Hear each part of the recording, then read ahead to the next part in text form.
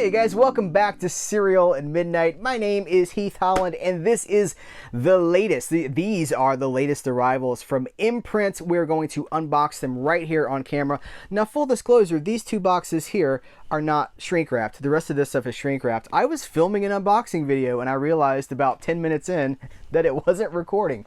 So two of these don't have shrink wrap because I was already in the middle of a video about that. We are covering Imprint releases 320 through 332 and Imprint TV release number 6, which is The Prisoner.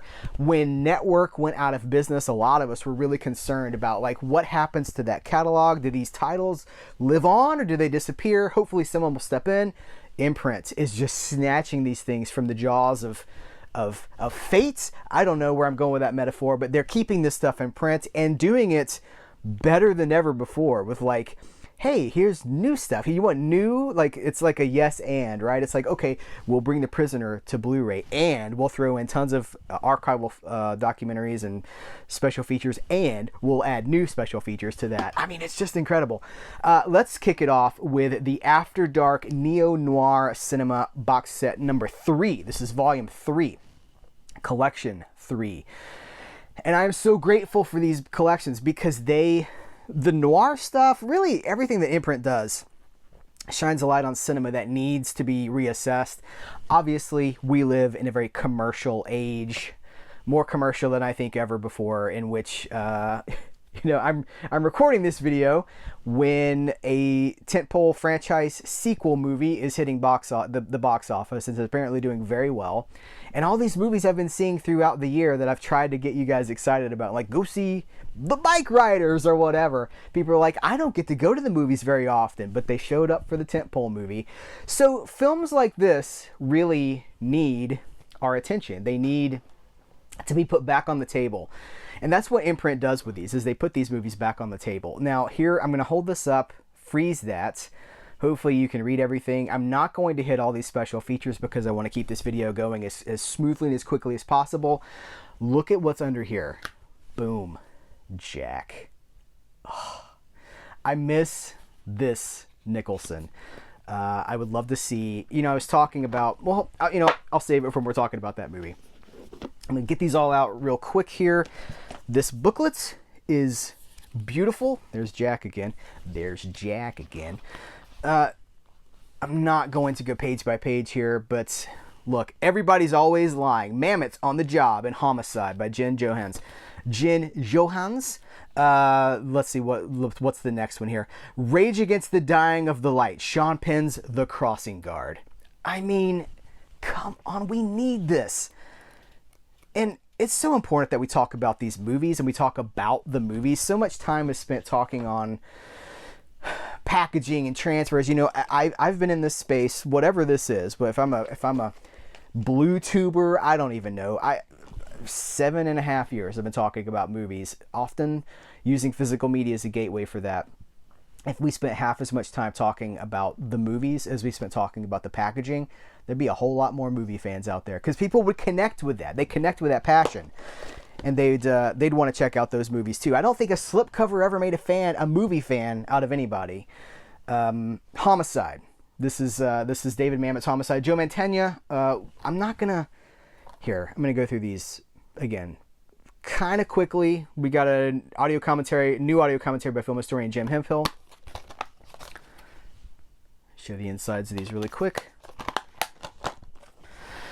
White Sands, Willem Dafoe, Mary Elizabeth Mastrantonio. I love Mary Elizabeth Mastrantonio. Robin Hood, Prince of Thieves was a transformative film for me. It's one of the movies I credit with making me the film fan that I am today. And she was wonderful as Marion in that film. She's also great in The Color of Money. White Sands. Where did Mary Elizabeth Mastrantonio go? Mickey Rourke is in this film. We've got some good features here. You're going to see a lot of these have new audio commentary with the director of photography, Peter Menzies, and the director, Roger Donaldson, moderated by Gillian Wallace Horvat. We've got a new feature with the editor talking about the film, a new feature with the High Noon Noir, writer Daniel Pine on White Sands. That's brand new as well. There's a lot of people buying these Imprint releases. Are you guys watching them? Are you digging into the features? Are you studying the movies? The Crossing Guard, Jack Nicholson, David Morse, Robin Wright, and Angelica Houston. Reteaming Nicholson and Angelica Houston. This has a lot of stuff here. I'm not going to read all of that to you guys, but I'm going to hold it up so that you can read it, so that you can freeze it. If Jack Nicholson, I was recently talking, so I did a video about Chinatown because it just came out on 4K.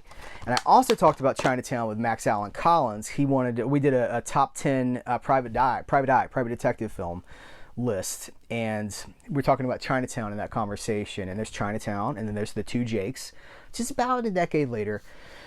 Could you imagine if Nicholson, who has been out of it for a while now, came back to do the third installment of that trilogy as it had been originally conceived, and it's that character from Chinatown, like 40 years removed from the element of Chinatown. It's kind of like what they tried to do with that last Indiana Jones movie, Take a Man at a Time. I think that would be to get the Nicholson that we don't have anymore and let that be the button on his career. Could you imagine? I don't think it's going to happen, but I miss that Jack Nicholson.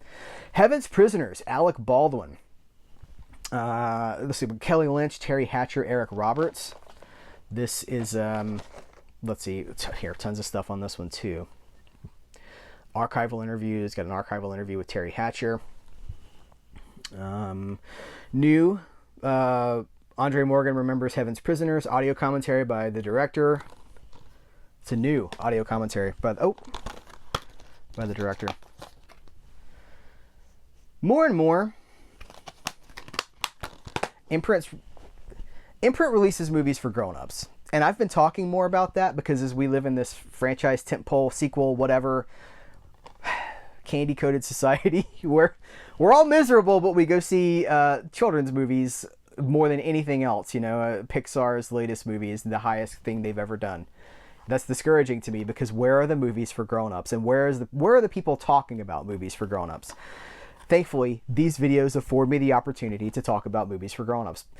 I just wish that I didn't have to keep the running time so short because if this video is 2 hours, yes, there would be like 5 or 10 of you who would love it, but people wouldn't watch that video. It's this line that I have to walk here. So, hey, Letterboxd, CerealAtMidnite.com. You catch all my reviews at CerealAtMidnite.com. This has an audio commentary with Stephen Hopkins and actor Morgan Freeman, The Making of Under Suspicion. Can we just take a second to appreciate Gene Hackman? He's still here. He's very elderly. He stepped out of the light a long time ago, but he's still with us. I better knock on wood. But, God bless the man. It's incredible. He left, because he's not acting anymore, he left behind an incredible body of work, and I just want to take a second. We appreciate people after they're gone, but I want to appreciate him while he's still here. Dirty Pretty Things. This is Audrey Tautou. I believe after Amelie, right? This is a couple of years after Amelie. We have... I just realized I also did not show you the inside of the case for Under Suspicion. Did I? So I'll do that right now.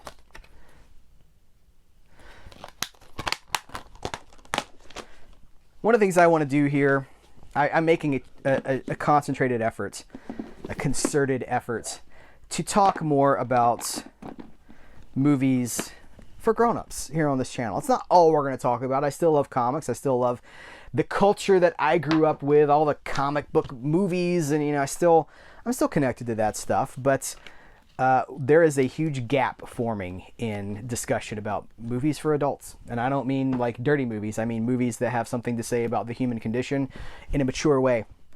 Martin Scorsese's films of faith. This is The Last Temptation of Christ, Kundun, and Silence. This box set has my full attention.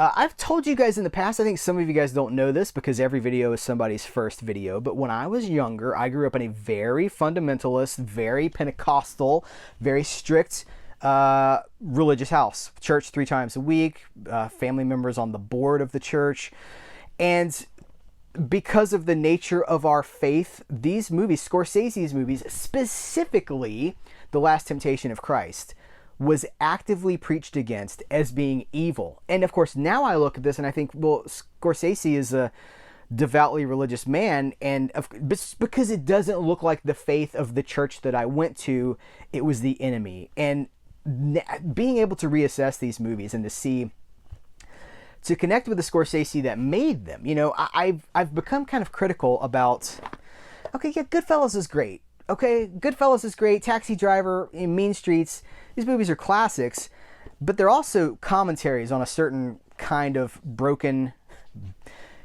There's things to those movies that people don't often talk about. Like when you watch Taxi Driver, are you honing in on the fact that this is a broken human being? The system has broken this person. This person was broken to begin with. The system didn't just do it. He's having a mental break.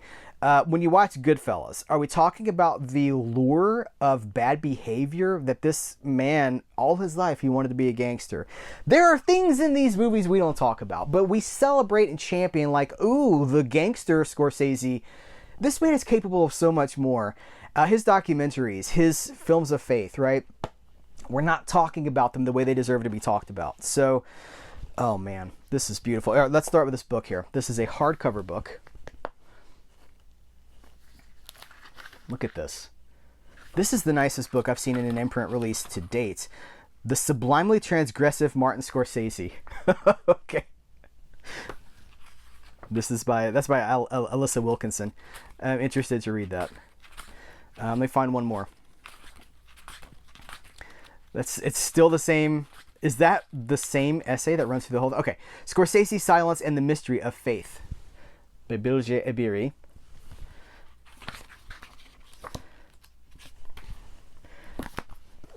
Very, very interesting. Okay, let's do these in order. So let's start with The Last Temptation of Christ. Now this is, let's see, a 2-disc set.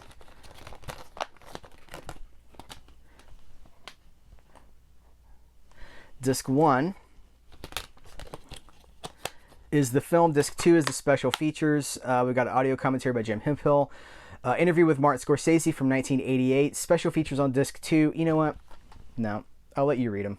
A lot of stuff there. That's interesting artwork too. I don't know if I've ever seen that artwork before. Kundun. This is another 2-disc set. Let's see.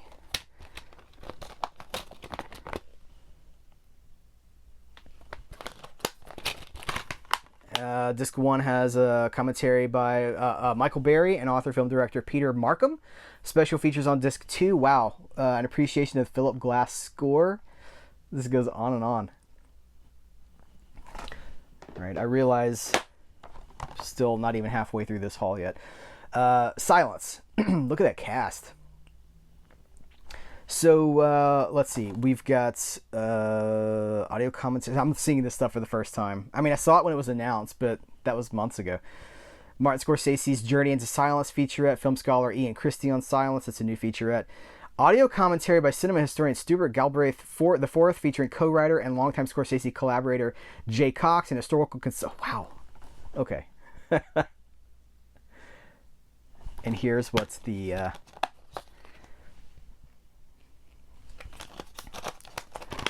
inner artwork looks like. Okay, that's going to do the Scorsese set here. Let's dig into these. Oh, Secretary. Oh, I got a floater.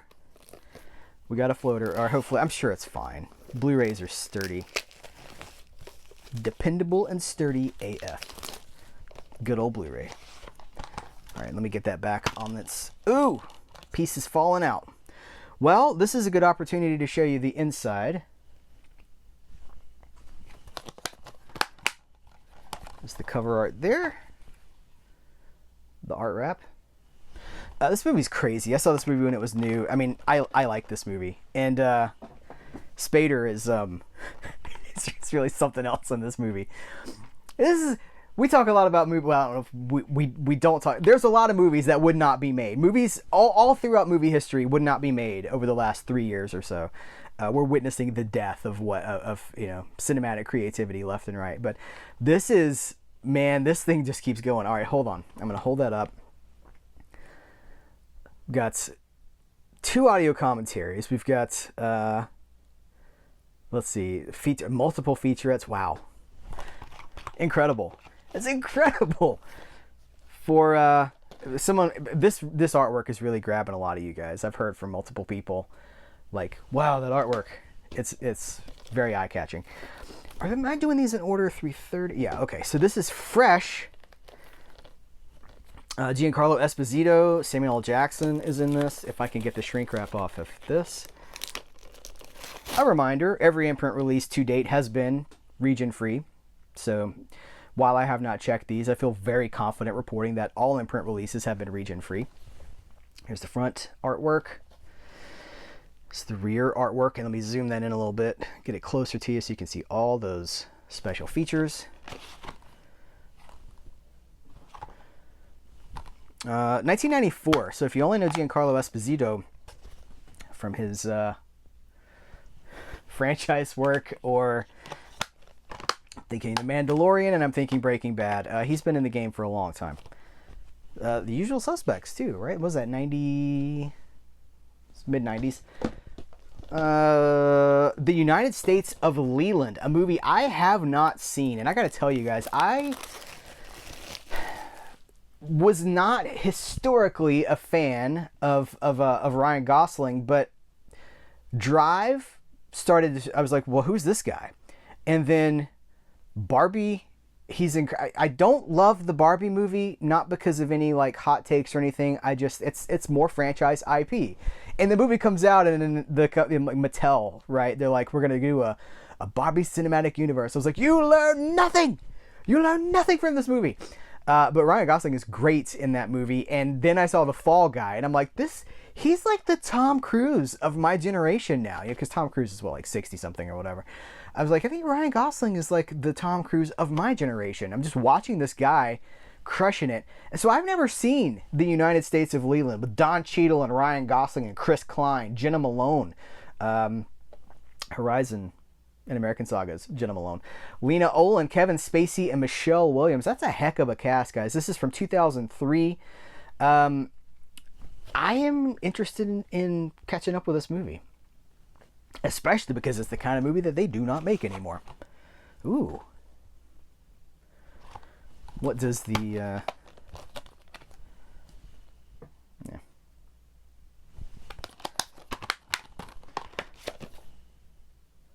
Okay, we got one more, and then we're going to talk about The Prisoner. Speaking of movies they wouldn't make anymore. Ramblin' Rose. This is Robert Duvall, Laura Dern. I'm not sure why Laura Dern doesn't have top billing here. Diane Ladd, Lucas Haas. The premise of this film, what is this, 1991. The premise of this movie is that Laura Dern is just so unintentionally sexy that she impacts everybody around her just because she's so sexy. It feels like an Italian movie, but it's not an Italian movie. It was produced by Rennie Harlin. I just saw Rennie Harlin's name. Directed by Martha Coolidge. So it's got a ton of stuff here. Okay, let's see what the cover art looks like, and then I'm going to flip this around. Wow, we've got an alternate ending, we've got a vintage interview with the director, we've got outtakes with optional commentary, we've got a vintage introduction, and then all this new stuff, Reflections of a Rose, a new feature with the director, a new interview with Lucas Haas, a new interview with the editor.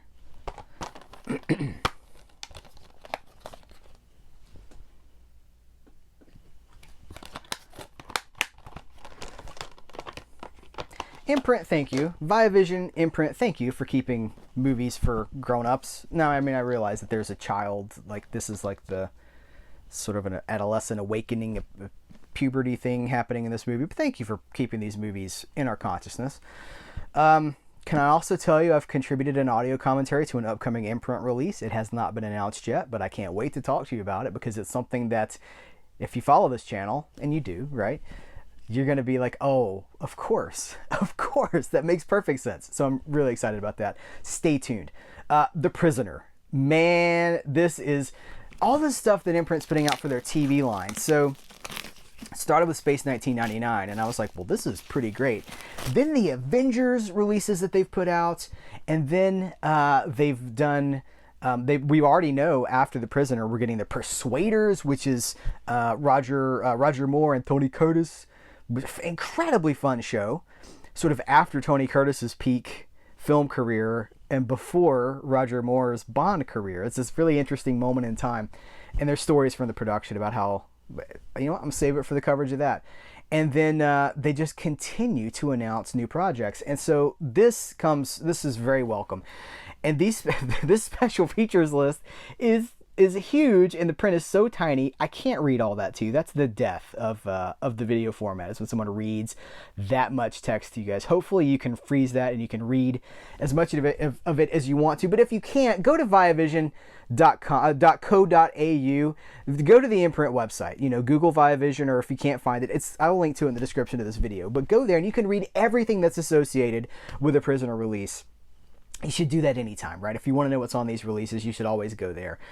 This is a 7-disc limited edition of Patrick McGowan's masterpiece. All 17 episodes, 2 feature documentaries, hours of special features, bonus disc, with 5 episodes of Danger Man and a 120-page booklet. Let's see what's under this cardboard panel. That's beautiful. All right. Ooh, what's another one of these sideways? Hold on. Make sure that's in camera there. All right, here's the book. Oh my goodness. These sideways books, however you want to call them, like the dimensions are different than what, you know, normally it'd be like this. They're like this. Ooh, I can't wait. Okay. Let's see. Prisoners numbers 1 through, this is going to be discs 1 through 3.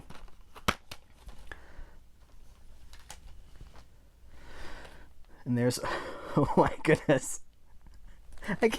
Okay, I'm going to hold these up. Surely there's no way you can read all of that, right? But maybe. I don't know. Maybe. So that's the first 3 discs. And then we're going to get the second 3 discs. Here. Numbers 4 through 8. Okay. No, 4 through 6.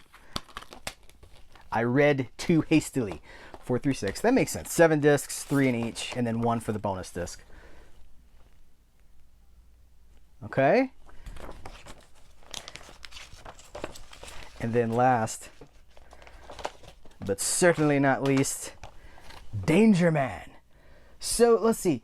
Every government has a secret service branch. America, CIA, France Douane Bureau. Probably not pronouncing that right. England, MI5. NATO also has its own. A messy job? Well, that's when they usually call on me or someone like me. Oh yes, my name is Drake. John Drake. Here, look. Here's the back of that. And let's see. Danger Man. You guys see through that? No. Let me get that. All right, we still got to go through this booklet. We're not going to do the whole thing, but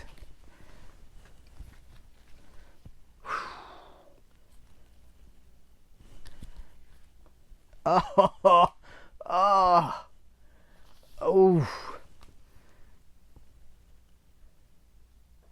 man. That's a lot of text, and I love it. Ooh.